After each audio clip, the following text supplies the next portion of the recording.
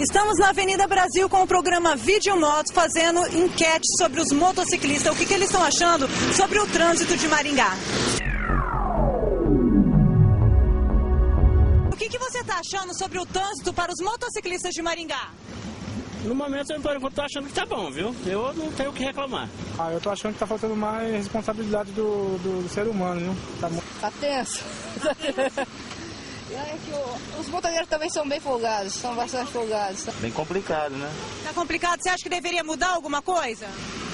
Olha, tem que ser estudado bastante isso aí, viu? Porque é desrespeito mesmo, né? O motociclista tem que ter mais educação no trânsito, eu acho. Nem todos respeitam a sinalização, né?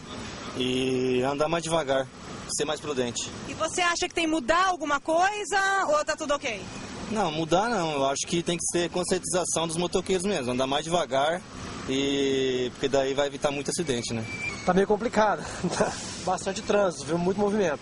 É meio complicado, né? Os carros não respeitam a gente. E depois nós que estamos errados. Insuportável. Muito insuportável? O que você acha que deveria mudar para vocês? Eu acho que os motoristas em si de motos, eles deveriam uns respeitar os outros, né? Porque não existe isso. Um pouco de respeito da parte de quem está de moto.